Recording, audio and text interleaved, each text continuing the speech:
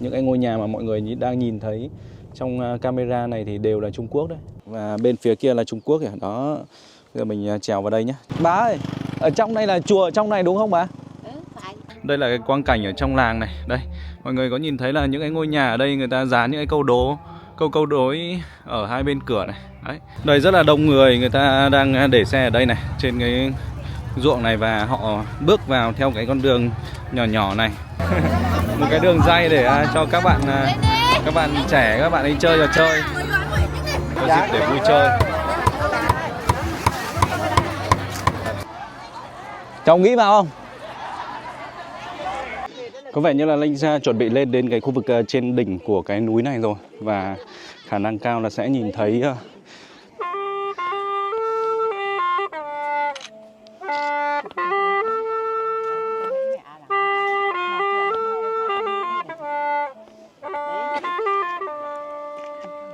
Quý vị khán giả thân mến, chào mừng mọi người đến với kênh của Vương Linh Vlog.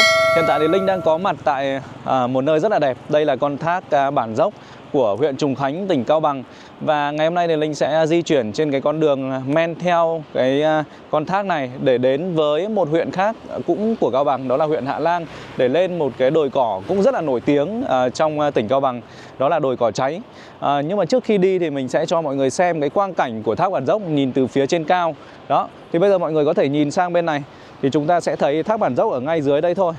Kia kìa, đó, mọi người có thể nhìn thấy từ xa có thác Bản Dốc. Đấy, thì thác Bản Dốc chia ra làm thác lớn và thác bé. Thì một bên thác bé là của Việt Nam chúng ta rồi, nhưng mà cái thác lớn ấy thì một nửa là của Việt Nam và một nửa của Trung Quốc. Đó, cái mốc thì nó ở bên, có thể coi là ở bên giữa cái con thác lớn.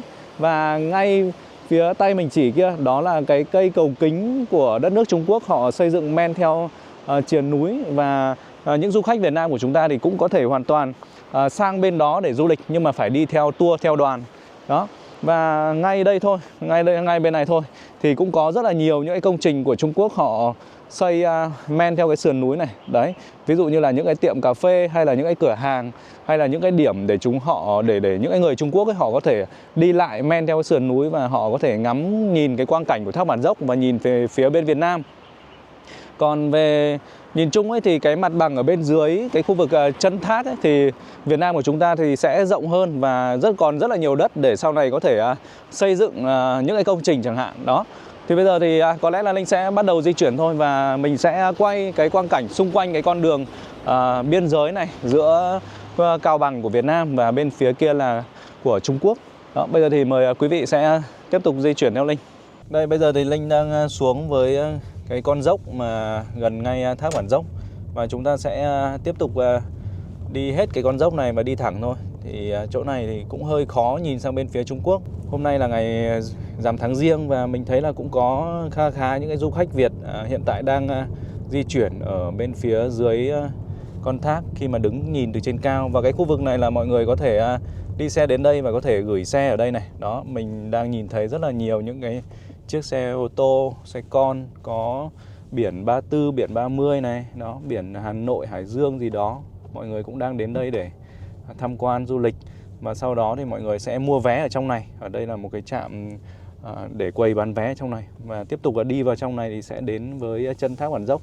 Còn bây giờ thì chúng ta sẽ đi theo cái con đường này để đi đến huyện Hạ Lan và lên khu vực đồi cỏ cháy, một cái địa điểm du lịch mới của Cao Bằng và rất là được nhiều bạn trẻ thích trong khoảng 1-2 năm trở lại đây. Đó, đây là con đường có thể gọi là đường biên giới men theo bên phía kia là Trung Quốc rồi. Đó. Ngày xưa thì con đường này nó rất là xấu, nhưng mà vài năm trở lại đây thì đã sửa lại và đẹp đẽ. Ở đây chúng ta có thể thấy một cái cột mốc 8372 này, thì bên Trung Quốc sẽ là 8371. Và đây cái con sông này đây chính là con sông Quây Sơn này. Đó, một con sông Quây Sơn. Và ngay phía bên kia thôi, cái tòa nhà trắng trắng như kìa, mọi người nhìn thấy không? Thì đó đã chính là Trung Quốc rồi. Đấy, thì ở đây thì chúng ta còn có thể nhìn thấy những cái hàng rào thép gai của Trung Quốc họ xây dựng sát men với cái bờ sông này. Đấy. Ở khu vực biên giới thì thường Trung Quốc họ cho xây dựng những cái tòa nhà nó to ấy, kiểu như là ví dụ Việt Nam mà xây những cái tòa 25 tầng chẳng hạn, thì bên Trung Quốc kiểu gì họ cũng phải nhất định là họ phải xây cao hơn mình. Kể cả ở những cái khu vực cửa khẩu khác cũng như thế. Họ hay thích xây dựng những tòa nhà to hơn bên phía biên giới của mình. Con sông Quây Sơn thì rất là đẹp luôn. Mùa này thì cũng đang khá là cạn nước, nhưng mà nước rất là xanh, sạch. Cái màu kiểu xanh ngọc lục bích ấy, rất là đẹp luôn. Đấy, bây giờ thì mình vẫn đang trên đường để đi đến với cái đồi cỏ cháy đó. Và đây cũng mới là lần đầu tiên để Linh đến với cái đồi cỏ cháy này thôi. Và trước đó thì mình cũng chỉ xem ở trên mạng thôi, các bạn đi chơi và mình xem thôi, và thấy cũng rất là đẹp. Đây là một khu dân cư của bên phía Việt Nam. Đấy, thì những cái tòa nhà, những cái ngôi nhà ở đây thì là những ngôi nhà cấp 4 thôi. Tuy nhiên là cái đời sống hiện tại của những người dân biên giới thì cũng tốt hơn rất là nhiều rồi. Ngày xưa chưa có đường thì nó sẽ khó khăn thôi. Chúng ta càng đi gần hơn thì lại càng nhìn thấy nhiều những cái nhà dân của bên phía kia là Trung Quốc kìa. Những cái ngôi nhà mà mọi người đang nhìn thấy trong camera này thì đều là Trung Quốc đấy. Đó. Bên kia sông, tóm lại là cứ bên kia sông là Trung Quốc. Đây thì có lẽ là những cái ngôi nhà dân thôi, chứ không phải là những cái cơ quan gì đâu. Ở bên Trung Quốc thì họ cũng thích xu hướng là kể cả nhà dân cũng vậy, họ cũng thích xây to. Họ cũng thích xây to. Đó là cái tâm lý chung rồi. Mình đi những cái vùng khác của Trung Quốc thì cũng như vậy. Thỉnh thoảng đấy chúng ta sẽ nhìn thấy những cái chiếc xe khách đấy, những cái chiếc kiểu xe 40-50 chỗ ấy, những cái chiếc xe khách du lịch, chở khách du lịch của Trung Quốc đến với khu vực Thác Bản Dốc. Ở bên Trung Quốc thì họ gọi Thác Bản Dốc là Thác Đức Thiên, còn bên mình thì gọi là Thác Bản Dốc. Còn đây là một cái khu dân cư của bên phía đất nước của chúng ta đây. Đấy, thì cũng có rất là nhiều những cái ngôi nhà 2 tầng này, 2 tầng hay là những ngôi nhà cũng rất là đẹp. Đời sống bây giờ thì rất là tốt rồi, không còn khó khăn cái gì như ngày xưa đâu. Ở đây có một cây đào nở đẹp quá này. Đấy. Mùa này đang là mùa Tết mà, cho nên là đào nở rất là đẹp luôn. Mình cũng thấy nhiều người dân thì họ cũng bắt đầu cày ruộng các thứ rồi. Thì mùa này thì mọi người bắt đầu trồng ngô. Ở đây thì lại trồng ngô rồi. Rất là gần luôn đấy. Từ đây mà để sang bên phía Trung Quốc kia chỉ cần qua đúng một con sông thôi, mà cái mùa này là mùa cạn nước nữa. Thì nhiều khi chỉ cần đi bộ sang thôi mọi người ạ. Ngày xưa thì đúng là khi mà chưa có cái hàng rào biên giới như vậy thì cái việc hai nước đi sang đất nước của nhau ấy rất là dễ luôn. Còn bây giờ thì bên Trung Quốc họ xây rào lên thì vẫn muốn đi phải qua cửa khẩu rồi, chứ còn không như ngày xưa được nữa. Hàng rào ở đây thì cũng nó không nhìn nó không nhiều những cái dây thép gai giống như ở bên phía Quảng Ninh mình đi. Bên Quảng Ninh thì người ta còn cuộn những cái dây thép gai ở trên nữa, cho nên là gần như là không thể nào mà trèo qua được luôn. Còn bên này thì thực ra là nếu muốn trèo là vẫn trèo qua được ấy, nhưng mà có rất là nhiều thép gai với có rất là nhiều camera. Qua kia thì chắc chắn là sẽ bị bên Trung Quốc người ta bắt thôi. Đây bây giờ trước mặt mọi người đây, nhìn bên kia cũng lại là những cái ngôi nhà của bên phía Trung Quốc này. Đấy. Bên đó thì thuộc có lẽ là thuộc huyện Trịnh Tây của Trung Quốc. Còn xã này thì là xã gì thì mình cũng không rõ đâu.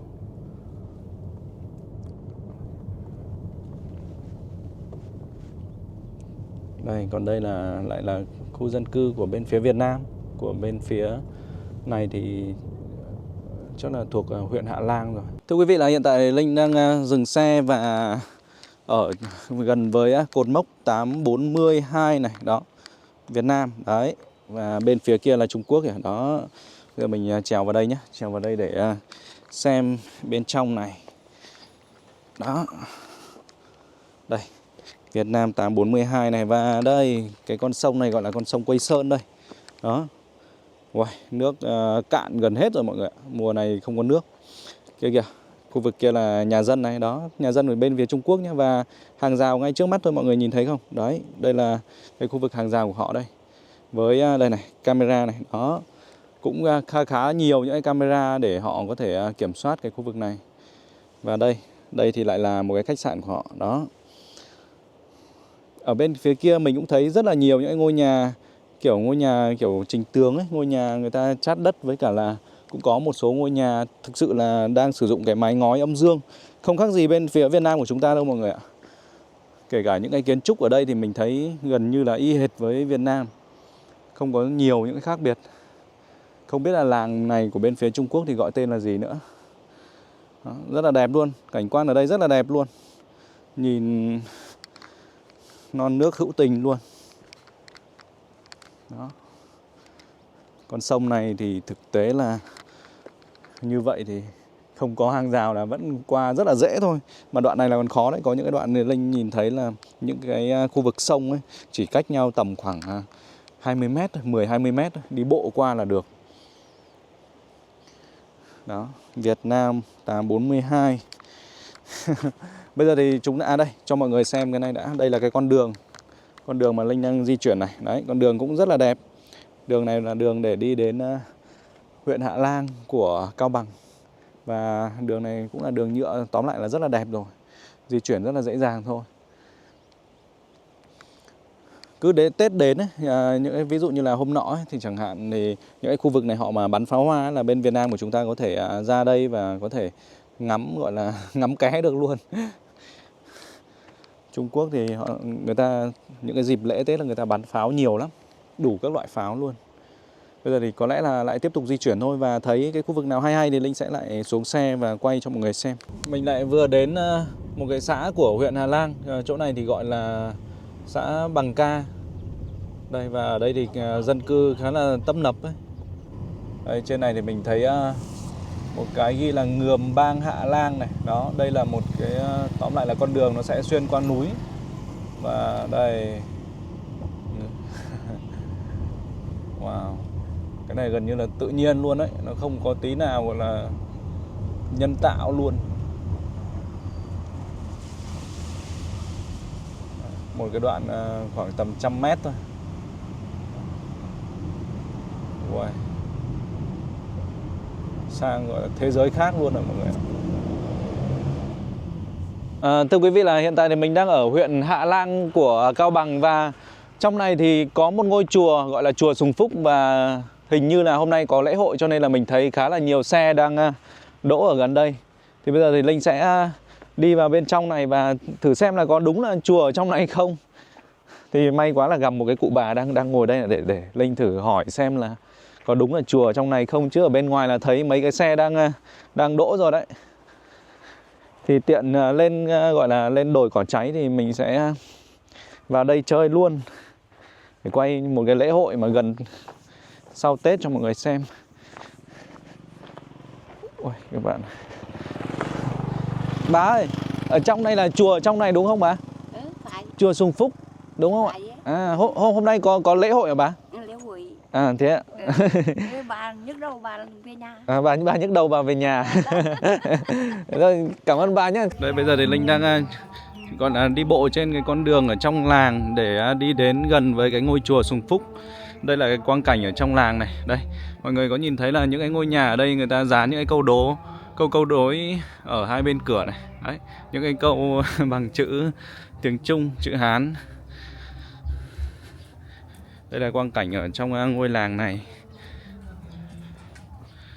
Khán giả của Linh thì có rất là nhiều người, thì mọi người cũng sinh sống ở nước ngoài ấy, với cả là mình thấy là cũng có nhiều người ở trong khu vực miền Nam. Vậy nên là khi mà xem những cái hình ảnh ở những cái ngôi làng thuộc miền Bắc, miền núi như này thì có lẽ là mọi người sẽ có nhiều những cái thông tin hơn, hoặc là coi như là đi du lịch online vậy.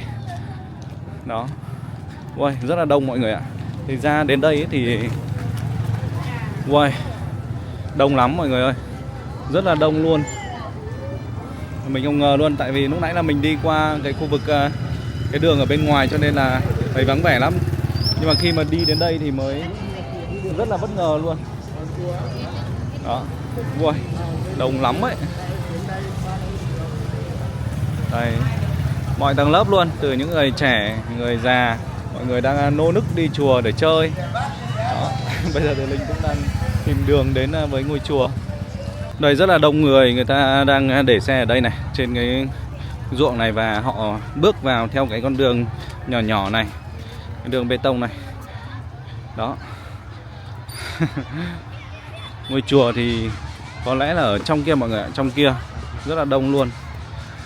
Được cái là thời tiết hôm nay nó không quá là lạnh như những ngày trước đó, cho nên là đi chơi lễ hội này rất là vui luôn. Ở đây thì có những cái quán bán hàng nhỏ nhỏ của các cô, những người địa phương họ đấy. Đông vui cho mọi người. Wow. Lát nữa thì mình cũng sẽ ngồi ăn uống cái gì đấy ở đây thôi. Đó, đông vui lắm. Đấy, đây là còn có cả bánh tráng nữa. Không biết là đi đường nào thì đúng nữa, nhưng mà có lẽ là Linh sẽ đây, chắc là đường này là đúng rồi. Wow. Mỗi năm thì chỉ có 2 ngày 3 ngày như vậy thôi. 2 ngày 3 ngày gọi là đông vui như vậy thôi mọi người. Còn lại thì những ngày khác thì mọi người cũng những cái bạn trẻ thì là đi xa làm khu công nghiệp hết. Đó.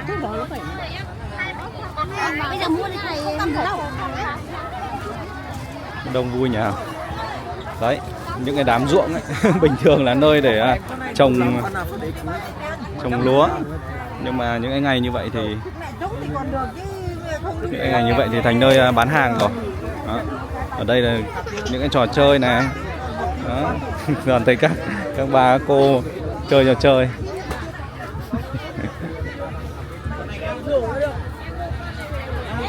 Wow.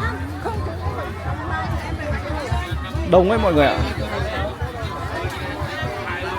Đông vui luôn. Bây giờ đi luôn được cùng cô.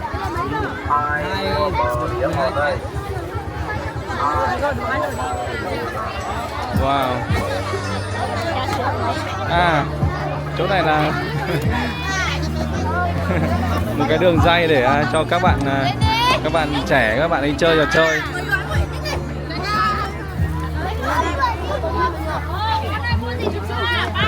Wow. Ôi đông. Trời ơi, mình không nghĩ là đông đến như vậy luôn. Trong này thì là bán phở này. Ở Cao Bằng thì chủ yếu là phở vịt, rất là nổi tiếng về phở vịt.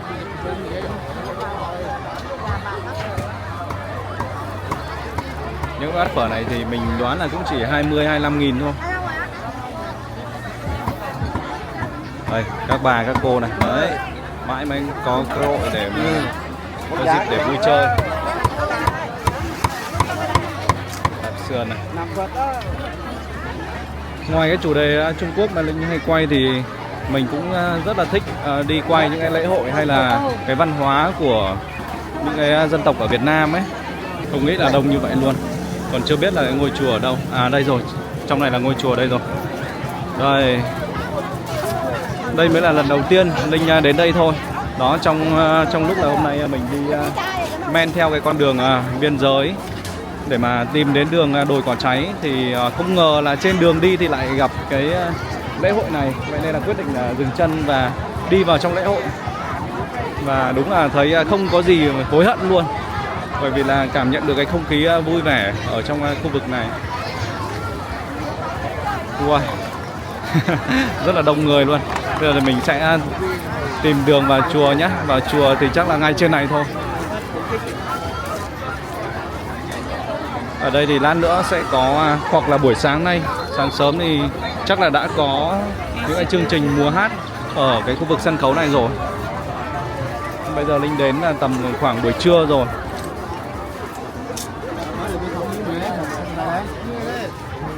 Đây, ngôi chùa là ngay trong này rồi. Và bây giờ thì mình sẽ đi vào trong đó để mà đây có duyên đi qua chùa thì mình cũng muốn vào trong ấy. Đấy. Ở đây thì rất là nhiều những các bà các cô này đấy. Rất đông vui luôn. Đây là cái đồi cỏ mà lát nữa là mình sẽ lên. Đẹp chưa mọi người? Đây, đồi cỏ này. Đây là cái bức ảnh mà người ta chụp, quá là đẹp luôn. Thì nãy mình đang tìm đường để đến đồi cỏ này đây. Tuy nhiên là gặp cái lễ hội cho nên là sẽ vào lễ hội trước. Đây rồi, đây là chùa Sùng Phúc đây rồi. chùa Sùng Phúc này là có được xây dựng từ thời vua Trần Nhân Tông đó, và thờ Quan Thế Âm Bồ Tát cũng như là thờ hai người rất là có công với địa phương ấy, đó là đây, một trong hai đó là nữ tiến sĩ Nguyễn Thị Duệ này đó, và gọi là bà Nguyễn Thị Duệ này là tiến sĩ phong kiến đầu tiên của Việt Nam trong cái giai đoạn đó. Lát nữa thì mình sẽ tìm hiểu chi tiết hơn ở trên Google. Còn bây giờ thì có lẽ là chúng ta sẽ đi vào chùa trước. Đây này. Chùa Sùng Phúc nguyên là chùa Sùng Khánh, tương truyền được xây dựng từ thời nhà Trần trên đỉnh núi Pò Kiền. Đến triều vua Lê Hiển Tông niên hiệu Cảnh Hưng thì chùa được rời xuống cánh đồng Huyền Du, nay là thị trấn Thanh Nhật, huyện Hà Lang, và đổi tên thành Sùng Phúc. Đó, chùa thờ ông Nguyễn Thành Vương tức Nguyễn Đình Bá, Tri Châu Hạ Lang, sau làm đốc trấn Cao Bằng, người có công chiêu dân khẩn hoang lập bản ở đây. Và còn liên quan đến bà Nguyễn Thị Duệ, đỗ tiến sĩ đầu bảng trường Quốc học Bản Thành Cao Bằng, triều Mạc, đó là triều Bạc, và qua đó trở thành nữ tiến sĩ duy nhất trong lịch sử khoa cử phong kiến Việt Nam. Wow. Đây, bây giờ thì Linh có lẽ là sẽ đi vào bên phía trong chùa thôi. Thưa quý vị, là Linh vừa vào trong chùa để thắp hương xong, và bây giờ thì ở ngay cạnh chùa thôi thì có gọi là một cái trò chơi. Trò chơi đây gọi là trò ném còn, tung còn. Đây, thì các bạn nhỏ này các bạn ấy sẽ phải ném cái còn này qua cái lỗ trên kia kìa. Đấy thì mình cũng thấy cái trò chơi này nhiều rồi, tuy nhiên là cái lỗ này khá là to thì chắc là mình cũng sẽ ném vào được thôi. Mình sẽ thử một cái cho chú mượn một cái. Còn không? Cho chú mượn này nhá. Đây được, chú xin. Nhưng mà ném kiểu gì? Cứ như này thôi đúng không? Vứt một phát là được đúng không? Ui giời. Cháu nghĩ vào không?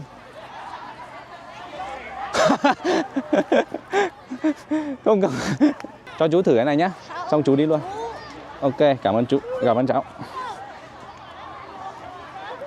Có ai ném vào chưa? Từ lúc nãy có ai ném vào chưa? Ai da, ai ném vào? Kinh ấy. Ôi giời, khó lắm. Rất là khó mọi người ạ. Bây giờ thì ở bên ngoài kia thì đang hình như là mọi người bắt đầu biểu diễn những cái tiết mục giống như là kiểu đàn tính ấy. Đó, đây là một cái nét đặc trưng của Cao Bằng. Nhưng mà có lẽ là bây giờ thì Linh sẽ đi xung quanh ở đây, sau đó thì mình sẽ đi lên cái khu vực đồi cỏ thôi. Bây giờ thì mình đã đến cái khu vực chân đồi cỏ Ba Quáng, cũng hay gọi là đồi cỏ Vinh Quý, thuộc huyện Hạ Lang của Cao Bằng rồi. Và bây giờ thì đây, ngay dưới chân đây là khu vực đồi cỏ Ba Quáng này, có một cái phiến đá thì những người đến du lịch thì họ cũng hay ở đây chụp hình. Và sau đó thì bây giờ thì chúng ta sẽ cùng nhau bước lên cái khu vực đây con đường này để chúng ta lên với trên đồi cỏ. Thực tế thì ở đây là ngày xưa nó là những cái ngọn núi mà người dân địa phương thì họ đến đây để gọi là chăn trâu chăn bò ấy.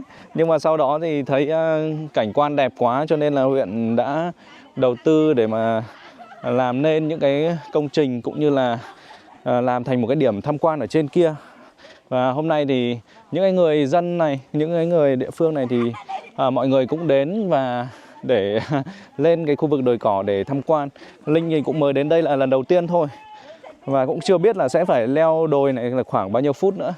Nhưng mà thấy những người đi trước thì mọi người bảo là sẽ phải leo khoảng 10-15 phút đấy.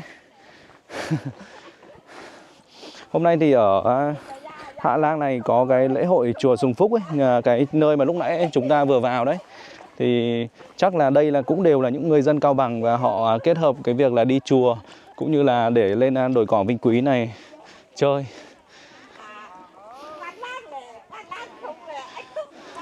Phía trước đây có một cái cô mặc bộ quần áo tràm ấy, màu đen này, hơi tím tím một chút này. Thì đây là trang phục của người Tây hoặc là người Nùng của Cao Bằng. Mình đoán là chắc là đây là người Nùng. Cũng khá là đông, rất là đông người luôn. Rồi bây giờ thì có lẽ là lên trên kia thì Linh sẽ quay thêm cho mọi người xem. Có vẻ như là Linh sẽ chuẩn bị lên đến cái khu vực trên đỉnh của cái núi này rồi, và khả năng cao là sẽ nhìn thấy những cái hình ảnh rất là đẹp mắt. Lên đến đây thì thấy mọi người cũng đã thấm mệt rồi và wow, có rất là nhiều đoàn và cũng rất là nhiều những người lớn tuổi, không chỉ là thanh niên đâu mọi người ạ. Mình thấy ở đây là người già còn nhiều hơn cả thanh niên luôn. Đây, chưa? Mọi người leo lên những cái đỉnh núi như vậy để chụp hình và đúng là rất là đẹp luôn. Wow. Còn các cụ đây rồi, wow, đẹp quá, đẹp quá mọi người ơi. Đây, đứng ở đây là thấy đẹp lắm rồi. Ở kia thì có đây một cái gọi là cà phê với cả là nghỉ dưỡng ở trên này luôn. Còn đây là cái khu vực đồi cỏ này, đấy, đây gọi là đồi cỏ cháy. Wow. Mùa này thì mỗi mùa thì nó sẽ đẹp một kiểu. Mùa này thì những cái ngọn cỏ này nó đang có màu như là bị cháy ấy, cho nên là trông rất là đẹp mắt. Còn có những mùa thì ở đây nó xanh ngát luôn, cỏ xanh luôn, đẹp lắm. Thưa quý vị là hiện tại thì Linh đang ở đứng tại vị trí mà gần với cái ngôi nhà mà bán cà phê ở trên đồi cỏ Vinh Quý, và xung quanh Linh đây. Đấy, đây là một cái điểm để mọi người có thể đứng và chụp hình check in. Đây thì có các cô đang ngồi chụp ảnh rất là đẹp. Phía xa xa kia đây, chúng ta có thể nhìn rõ ràng đấy cái sống lưng của cái đồi cỏ cháy này. Chú ơi, chú thổi một đoạn cho cháu xem được không? Vâng. Dạ. Đấy.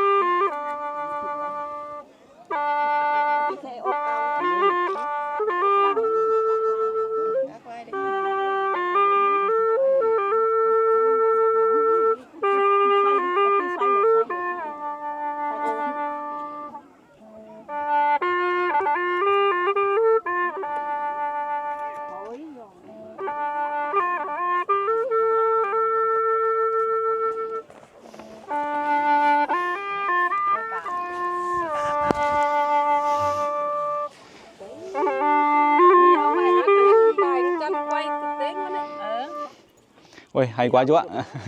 Cảm ơn chú ạ. Chú là ở tỉnh nào đến hay là ở mình người Cao Bằng ạ? Chú ở Thạch An.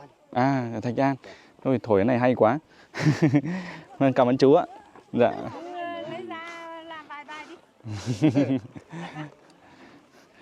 Đây thì vừa rồi thì mình đã được nghe một người chú ở huyện Thạch An. Thạch An thì cũng là một huyện của tỉnh Cao Bằng. Và chú ấy thổi cái đoạn cái bài sáo này, sáo mông thì phải. Đấy, rất là hay luôn. Bây giờ thì mình sẽ bước lên trên cái khu vực sống lưng của cái ngọn đồi này để xem là trên đấy thì nó sẽ có cái tầm nhìn như thế nào. Linh vừa bước vào cái chỗ những cái quán cà phê ở xa xa kia, và bây giờ thì đã quay trở lại và quyết định là sẽ leo lên cái sống lưng này. Thì dù sao thì cũng mới đến đây lần đầu và có lẽ là cũng phải rất lâu nữa thì mới có cơ hội để quay trở lại đây ấy. Cho nên là thôi đã đến rồi thì cố gắng mà lên luôn, mặc dù thì cũng rất là mệt rồi đấy. Thế nhưng mà ở trên này thì mình thấy có rất nhiều những các bà các cô ấy, leo còn khỏe hơn thanh niên nhiều. Đấy, các bà mặc dù là có những người trông rất là già rồi nhưng mà leo khỏe lắm mọi người ạ. Được cái là ngọn đồi nó cũng không phải là quá là dốc đâu. nhìn ở bên trong cái camera thì có lẽ là thấy nó rất là dốc ấy, nhưng mà ở đây tại vì nhiều người cũng đi lại rồi và nó thành một cái đường mòn luôn rồi. Cũng khá mệt mọi người ạ. Ở trên này thì thấy có một nhóm những cái bạn khác, những cái bạn thanh niên khác thì họ hình như là họ cũng đang quay flycam. Khá là mệt luôn. À đây, đúng thật là họ cũng đang quay flycam ở trên này. Ở đây mà nhìn toàn cảnh từ trên xuống thì rất là đẹp, rất là hùng vĩ luôn. Linh đã bước lên trên đến khu vực sống lưng rồi. Đó. Đây là một cái sống lưng gọi là sống lưng khủng long á. Đấy. Ở đây thì trên này nó cũng bằng phẳng thôi, nó không gọi là có cái sự nguy hiểm cái gì đâu mọi người ạ. Ở đây thì chúng ta sẽ nhìn được toàn cảnh cái khu vực đồi cỏ cháy Ba Quáng này. Đây. Đó.